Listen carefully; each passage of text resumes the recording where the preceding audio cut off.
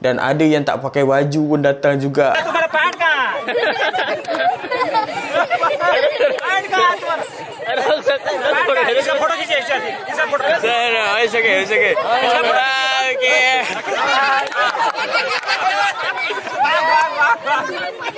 Assalamualaikum, saya Ahmad. Welcome back to my channel.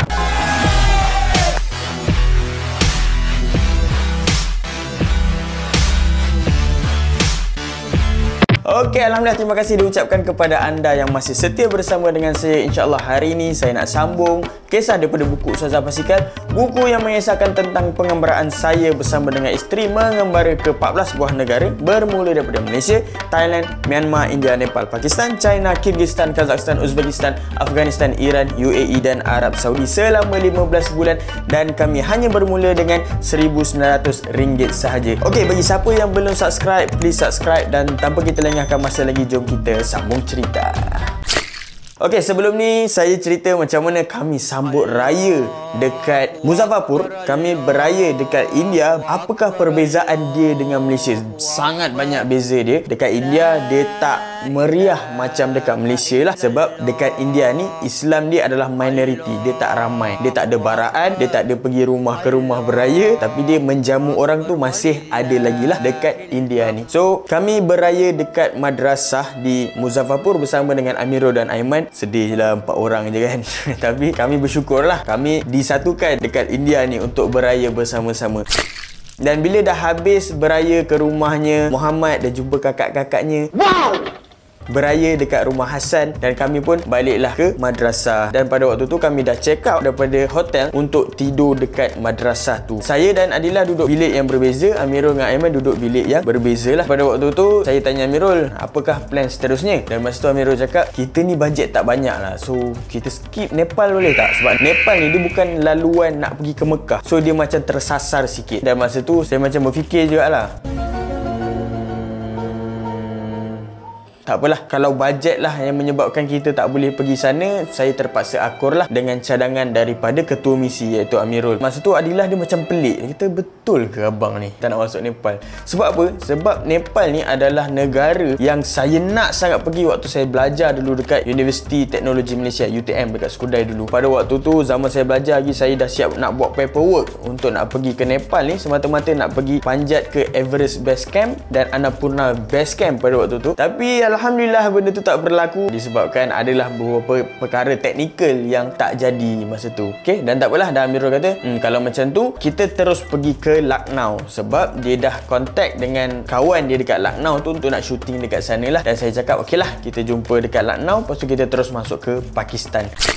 Keesokan harinya kami pun bersiap-siap lah untuk check out daripada madrasah tu. Saya tanya Amirul bila nak keluar. Dia kata dalam 2-3 hari nanti dia keluar lah. Dan saya cakap okeylah, kalau macam tu kami start kayuh dulu dan kita akan jumpa dekat Lucknow. Dan sebelum kami bergerak, kami pergi dulu ke satu rumah. Ada seorang sahabat yang jemput datang ke rumah, nama dia Goldie. Dia bahasakan diri dia Goldie lah. Nama sebenar saya dah lupa lah. Dan masa tu saya pun pakailah baju kurta India. Kali ni nampak macam India lah. Muka dah lebih kurang lah, tinggal pakai baju kurta sebiji.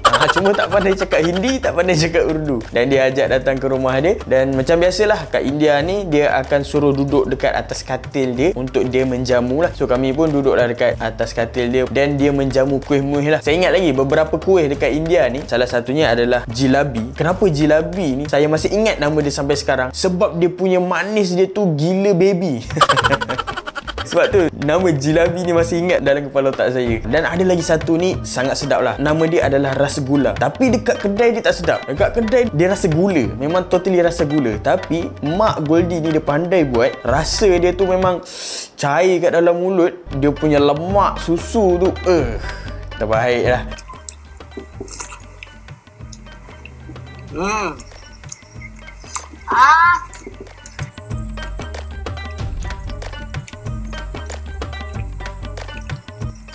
ரசகுல்லாவோட அந்த இனிப்பு தண்ணியோட தொட்டு சாப்பிடும்போது இனிப்பு ரசகுல்லா செம்மையா இருக்கு. Memang sedap lah. Itu adalah rasgulla yang paling sedap yang saya rasa dekat India. Okay, kat tepi-tepi jalan ada juga orang belanja, tapi dia rasa tak berapa nak sedap sangat. Tapi bila kena air tangan mak si Goldie ni, jadi sedap sangat. Sedap sangat. Kecoh lah Helio kalau nak cerita tu kan. Pada waktu tu kami pun berkenalan lah dengan keluarga Goldie ni, dan saya berkenalan dengan abang dia. Dan pada waktu tu abang dia ni tengah main gitar, dan saya cakap boleh tak nyanyikan saya satu lagu. Tak kisahlah lagu apa-apa, lagu India yang dia tahu kan. Dan masa tu dia pun main lagu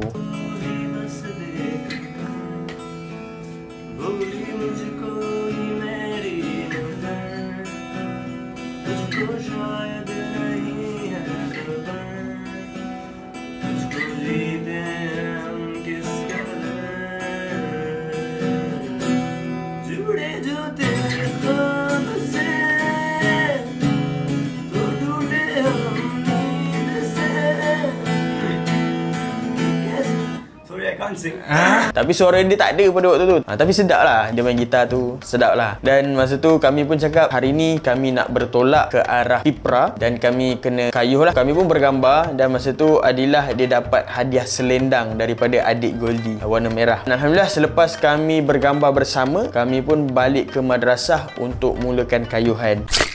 Dan kami mula bertolak selepas Zuhur. Maksudnya kami dah solat Zuhur dan solat Asar siap-siap lah. Dan kami pun dah habis packing semua. Kami pun say goodbye kepada Amirul dan Aiman. Dan kami pun sambunglah bertolak ke arah Pipra. Seterusnya sampailah ke arah Lucknow. Sampai satu tempat tu, perkampungan tu memang perkampungan yang sangat miskin. Kami ni adalah sedikit duit yang nak dihulurkan, tapi manusia tu terlalu ramai. So macam mana nak bagi duit raya kepada budak-budak yang terlalu ramai dalam keadaan duit yang tak banyak sangat? Tak apalah, teruskan laluan. Tiba-tiba Adilah suruh patah balik. Bang, patah balik. Sebab tadi Ayang nampak ada satu family, dia duduk bawah kemah. Ada 4 orang anak dia dan ada seorang mak dia. Dan saya pun patah balik. Duit yang saya ada untuk duit raya India yang disumbangkan oleh rakyat Malaysia, saya bagi 2. Separuh saya bagi Adilah dan separuh saya pegang. Dan masa tu Adilah dia adalah duit, dan dia berikan kepada anak-anak ni, dan dia berikan banyak jugalah kepada si ibu ni.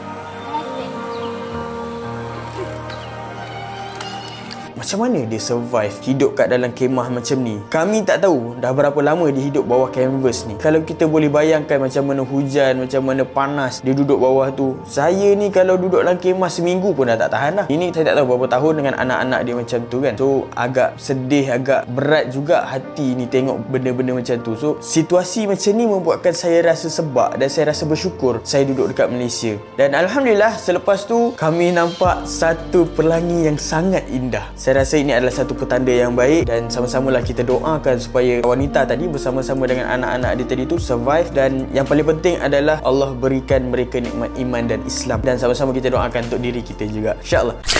Dan kami pun teruskanlah perjalanan kami, dan masa tu dah nak maghrib dan kami berhenti dekat satu masjid. Dan pada waktu tu ada ramai budak-budak, dan Adilah ni dia pun keluarkanlah duit dia. Dia lagi duit kan. Dia pun hulurkanlah kat budak-budak dekat tepi masjid ni. Mula ada 2-3 orang je budak. Lepas tu dah makin lama makin ramai, makin lama makin ramai, makin lama makin ramai, sampai jam jalan dekat situ. Semua orang dah berkerumun. Bukan budak-budak je kerumun, makcik-makcik, pakcik-pakcik yang naik motor semua berhenti tengok. Apa benda ni?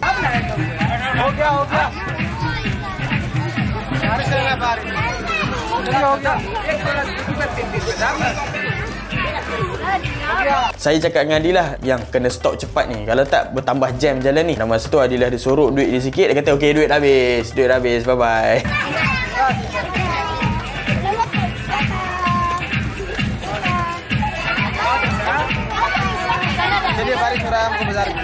Siapa yang awal-awal tu dia dapat lah. Siapa yang datang lambat tu tak dapat lah. Saya pun berjumpa dekat masjid tu. Saya cakap dengan orang masjid tu, boleh tak kalau saya nak solat dekat sini maghrib nanti? Dan dia kata boleh je, tak ada masalah. Dan saya cakap boleh tak bawa masuk isteri saya? Dia kata perempuan dekat sini memang tak masuk masjid.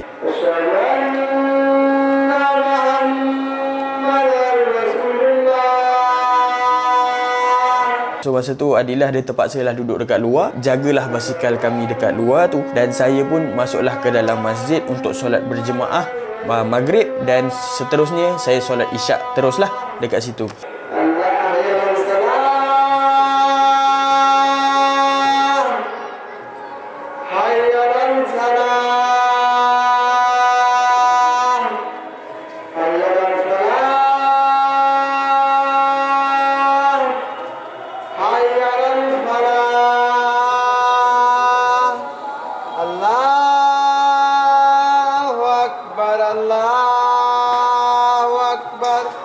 La ilaha illallah. Selepas habis solat, saya tanya dengan orang kampung situ, boleh tak tidur kat sini? Tapi orang kat situ dia tak boleh cakap bahasa Inggeris, dia tak faham. Saya cakap nak berkemah ni dekat masjid ni, nak berkemah boleh tak? Lepas tu dia macam lost kan. Lepas tu dia carilah orang kampung yang boleh cakap bahasa Inggeris. Ada seorang lelaki ni datang dan saya tanya dia, boleh tak kami nak camping, kami nak tidur dekat masjid ni? Dan dia kata bahaya kalau tidur kat luar, untuk orang luar tidur kat sini agak bahaya. Tapi ada satu store dekat sebelah masjid ni. Tapi tempat tu tak berapa nak cantik lah sebab store kan. Tapi boleh lah kalau nak tidur kat dalam tu. Dan kami kata tak apalah, as long as kami boleh tidur hari ni, malam ni dekat sini, dan kami boleh sambung kayu. Dan masa tu saya tanyalah, ada tak sini ada madrasah untuk kita nak berikan sumbangan? Dan dia kata madrasah dekat sini ada, tapi student dah tak ada lah sebab sekarang ni tengah cuti lagi. Saya cakap tak apalah, esok boleh tak tunjukkan kami madrasah tu? Dan dia kata guru ada tapi student tak ada. Saya cakap tak apalah, kami jumpa guru pun tak apalah dekat madrasah tu. Dan dia kata bolehlah kita pergi jumpa esok. Dan masa tu dia kata dia tak ada kunci untuk buka store tu. Dia pun carilah siapa yang ada kunci store tu, dan alhamdulillah berjumpa dengan owner kunci store tu. Dan dia pun buka lah store tu. Memang hapak lah dalam, memang berhabuk teruk lah kat dalam tu. Sebab store kan dalam pun tak dibuka, tapi dia ada ruang lah untuk setakat kita nak tidur kat dalam tu kan. So masa tu kami pun bawa masuk lah kami punya basikal kat dalam tu, disebabkan dia kata bahaya kalau tak basikal kat luar. So kami pun bawa masuk basikal kat dalam tu, dan kami nak pasang kemah dekat dalam tu. Tapi dia kata tak apa, nanti dia bawa katil. Katil diorang ni ringan lah, dia bukan besi, memang katil buat sendiri kan. So diorang ni pun ambil lah katil dan letak kat dalam store tu. The best part adalah katil tu boleh pasang kelambu. Dia punya pasang kelambu dia unik kan. Dia silangkan buluh dekat kaki katil tu, so dia berdiri kan. Lepas tu dia letak kelambu, so nampak cantik lah katil tu kan. Alhamdulillah. So malam tu dapatlah kami tidur dengan ada katil. Cumanya dalam store tu tak ada elektrik lah, memang panas lah. Sebab apa? Sebab kami tutup pintu, kami tutup tingkap. Kalau kami buka tingkap, memang akan ada lah budak-budak yang tengok daripada luar kan. So terpaksa tutup tingkap, terpaksa tutup pintu, dan kami tidur dalam keadaan memang panas lah. Tapi syukur alhamdulillah adalah tempat untuk berlindung satu malam. Sebelum kami tidur, ada seorang pakcik ni, dia bagi chai dan biskut untuk kami makan lah pada malam tu. So kami pun makan biskut tu, dan selepas tu kami pun tidur. Alhamdulillah. Pada keesokan harinya, kami bangun awal sebelum orang lain bangun untuk kami mandi. Sebab kalau siang baru kami nak mandi, memang ramailah orang yang akan kerumun. So kami mandi dulu sebelum subuh. Kami mandi dekat tandas masjid. So kami kena keluar, jalan sikit dan mandi dan patah balik lah. So bila dah mandi, waktu turun azan subuh, saya pergi solat subuh berjemaah. Dan balik tu kami bersiap-siap untuk nak check out. Kami bersiap-siap untuk nak sambung kayuhan kami ke arah Pipra. Pada waktu nak mengemas tu, kami tengah duk kemas tu, datanglah seorang pakcik ni bawa sarapan, bawa capati, makan dengan yogurt, anda dan alu. Anda ni telur, alu ni kentang. Itu makanan biasa mereka lah. Dan pada waktu tu dah tak puasa, so bolehlah sarapan pagi. Alhamdulillah. Waktu kami makan tu, ramai budak-budak yang dah bangun dan masuk kat tempat kami ni nak tengok apa benda yang kami buat kat dalam tu. So waktu-waktu kemas ni, diorang ni ajaklah sembang. Dia kata daripada Malaysia, boleh tak kalau dia nak tengok duit Malaysia? Dan saya cakap boleh je, tak ada masalah. Saya keluarkan duit RM50. Saya tunjuk duit tu pada dia orang. Habis packing semua, katil semua didangkat, dah bawa balik. Kami pun keluar sama-sama. Dan pada waktu tu saya ni record dia orang ni, dan saya tanya soalan kepada dia orang berkenaan dengan terorisme, disebabkan pengembaraan kami ni adalah untuk mempromosikan keamanan dan persaudaraan antarabangsa. So kami nak tahu dekat India ni, betul ke orang luar ataupun orang India sendiri panggil Islam adalah teroris? What is the opinion of IS? Is it good or bad? Huh? Very dangerous for us. Very dangerous. For us. Yeah, for us is in India or another place? Another place. Another place in India. Another place in India. Dan mereka cerita pasal IS, dan mereka kata mereka pun tak bersetuju dengan IS. What is your opinion of this so-called terrorists? They wanted to coverage all of the world. Covers all the world. Of the world. What is their mission actually? We all need to always close. So Yes. yes. Yes. Tak bersetuju dengan mengatakan bahawa Islam tu adalah teroris. Dia kata Islam tu sama je macam semua orang yang nakkan keamanan. Is it important Muslim Brotherhood? Yeah. What is your opinion? Any? Muslim is very good religion and very peaceful. Very peaceful. Not IS. IS not peaceful. Don't compare. Don't compare. Not same. No. Is it IS Muslim or not? Yeah, it's the Muslim ones, but not all feel is very dangerous. Very dangerous. Yes. Okay, thank you very much. Say Assalamualaikum Malaysia after 3 ya. 1, 2, 3. Assalamualaikum Malaysia. Okay, good. Dan masa tu saya tanya dengan mereka ni kat mana ada madrasah dekat sini, dan dia kata ada 2 madrasah dekat sini. Dan saya cakap okeylah, jom kita pergi madrasah tu sebab saya nak sampaikan sedikit sumbangan dan amanah daripada sahabat-sahabat saya daripada Malaysia. Sebelum kami pergi ke madrasah, Adilah ni tangkap gambar dengan wanita-wanita, berjumpalah dengan ibu-ibu yang dekat situ kan, dengan keadaan rumah mereka yang belum siap. Tak tahulah belum siap ke memang purposely dia buat macam tu, I don't know. Selepas kami pergilah ke madrasah, dia bawa kami ke satu madrasah dan madrasah tu tutup, guru pun tak ada, budak pun tak ada. Dia kata okeylah, ada lagi satu madrasah, dan kami pun pergilah ke madrasah yang kedua. So sampai je kat madrasah, kami tanya siapa mudir dekat sini untuk kita nak memberikan sedikit sumbangan. Assalamualaikum. This is Amanah. Malaysia. Give to this madrasah. Okay. Take one picture. Picture ke video? Ada video kan? Ha. Ada video ke picture pula. Okay. Okey jap, saya ada satu offer yang best yang saya nak share dengan you all. Di bulan Ramadan pada tahun ini, saya dan tim membuka peluang sebesar-besar ni kepada anda untuk membuat pahala sebanyak mungkin daripada infak kepada madrasah. Kami menyediakan platform untuk anda infak kurma ke madrasah. Kenapa nak infakkan kurma kepada madrasah? Sebab kita nak dapat pahala sebanyak mungkin. Pelajar-pelajar yang belajar, seperti yang kita tahu, pelajar dekat madrasah ni dia membaca Al-Quran, dia belajar ilmu agama, ilmu akhirat, dan mereka ni berjihad di jalan Allah. So kita kalau boleh nak dapat pahala sama macam pahala yang mereka dapat. So tuan-tuan dan puan-puan, kita ni tak banyak pahala, kita ni banyak dosa. Biasalah manusia banyak dosa, dan nak dapatkan pahala tu ciput je. Nak mengharapkan kita baca Quran tak banyak sangat, nak harapkan kita solat pun tak banyak sangat. Tapi apa yang kita boleh buat adalah beri makan kepada pelajar di madrasah. Sebab apa? Nabi cakap, sesiapa yang beri makan kepada orang yang berpuasa, dia akan dapat pahala yang sama dengan orang yang berpuasa itu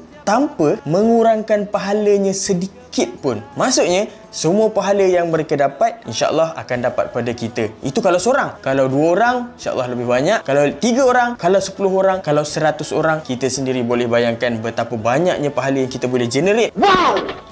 Sementara Ramadan masih ada lagi sekarang ni. Ramadan tahun depan nak tunggu lama sangat lagi. Lama lagi tuan-tuan dan puan-puan. So grab fast, buat tindakan cepat untuk bulan Ramadan kali ini. Sebab ini je peluang untuk kita nak infak, tak sama macam bulan-bulan lain. Segala info saya letakkan dekat ruangan description. Alright, jom kita sambung. Selepas berikan sumbangan kepada mudir dekat situ, adalah sedikit budak-budak situ, saya cakap panggillah budak-budak yang dekat sini untuk kita nak bagi duit raya. Alhamdulillah masa tu adalah beberapa orang budak yang datang, tapi tak ramai pada waktu tu. If there any children can come, I want to give a little money. Ah, little money only have. Okay, sure. Okay.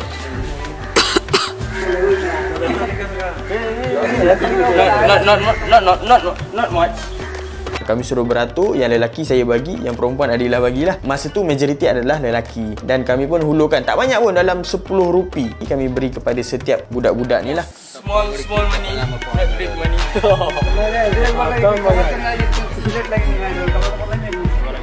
Okay. Allahumma Shake hand. fakir fiti. Alhamdulillah. Come. Okay. Wait. Check. Your hand is check. Tu baju hijau ni, baju hijau, baju merah ni. Ha. For 8 Idul Fitri, money. Okay, you.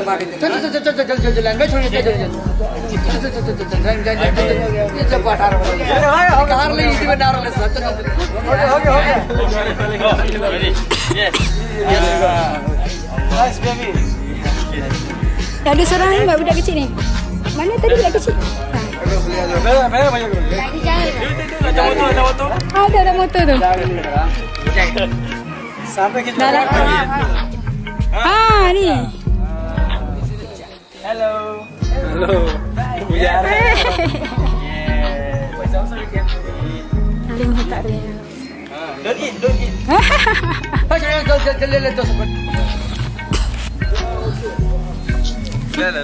Really? Okay, people. Cool. Afraid. Tata, say tata. Smile. Assalamualaikum.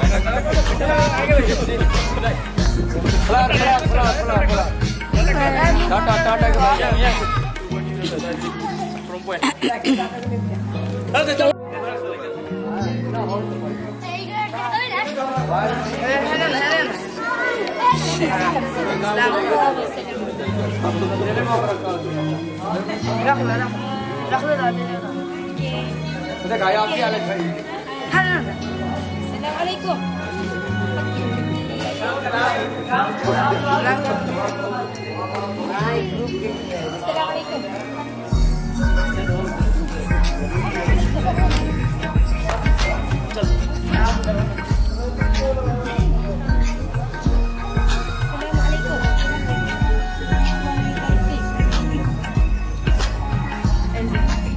Dah dia dapat. Dah ke? Ni. Kejut dia.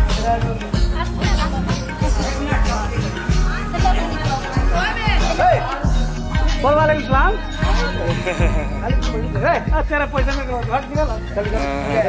Okay, bye-bye. Bila dah habis, kami pun keluar daripada madrasah tu. Dekat luar tu ada ramai budak-budak.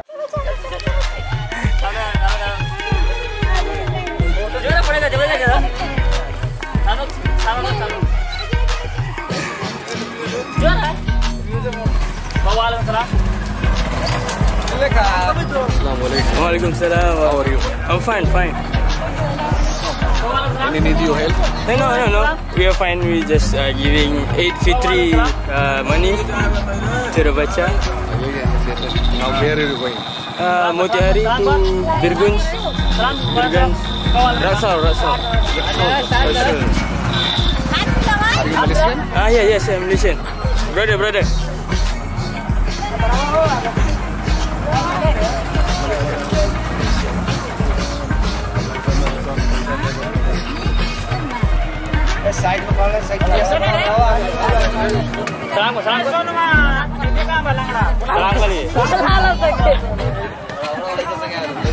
Salam kau.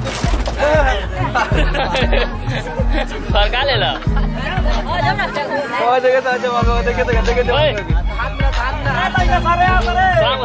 So dekat luar itulah kami pun berikan duit, dan kat luar itulah kami mula dikerumuni oleh ramai budak-budak. Video dia ni. Assalamualaikum. Waalaikumsalam. Masya-Allah. हम लोग भी सब photo yes बच्चा के ले जाओ बच्चा अरे इसको गति पे डाले ला तो डाले हां this guy saying Waalaikumsalam God give money this guy saying give it to money अरे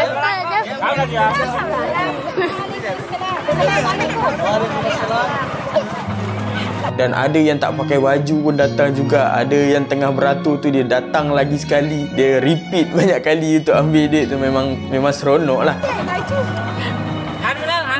Ada tu pada pakai.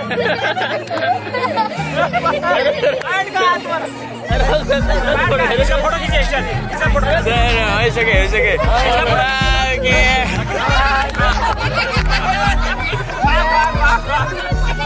Walaupun kami kerumuni budak-budak ni dengan orang-orang tua pun bising-bising kat situ, tapi agak seronok juga.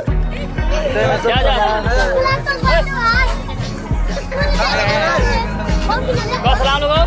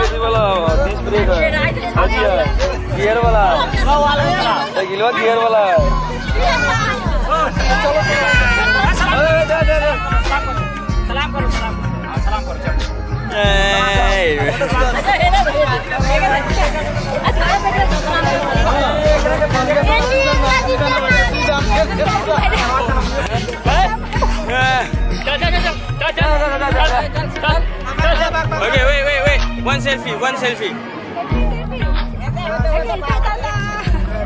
Okay, bye. Assalamualaikum Malaysia. Assalamualaikum Malaysia. Okay. 1, 2, 3. Assalamualaikum Malaysia. Okay, bolo. Assalamualaikum Malaysia. Okay? Okay. 1, 2, 3.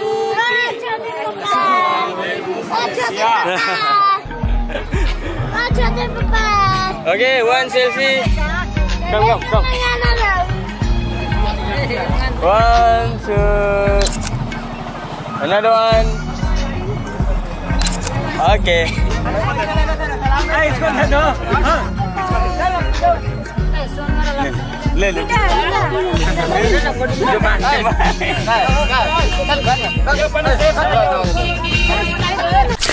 Itu adalah sedikit sebanyak pengalaman dekat Peprah. InsyaAllah saya akan sambung lagi kisah kami ke arah Raksal, dan masa tu kami berjumpa dengan seorang lelaki yang saya boleh katakan sebagai lelaki paling kaya di India. Okay, so kita tunggu next punya episod insyaAllah. Sebelum tu saya nak kongsikan sedikit hikmah dan pengajaran untuk kita semua. Nak gembirakan orang bukanlah dengan menggunakan duit yang banyak. Cukuplah dengan duit yang sedikit kita berkongsi dengan orang lain akan gembira, dan insya-Allah selepas itu Allah akan gantikan dengan rezeki yang berlipat kali ganda. Jangan risau berkenaan berapa banyak yang kita beri, insya-Allah semuanya Allah akan gantikan kembali kepada kita. Okey, itu saja daripada saya. Insya-Allah kita akan berjumpa lagi di episod yang akan datang. Saya Ahmad. Assalamualaikum warahmatullahi wabarakatuh.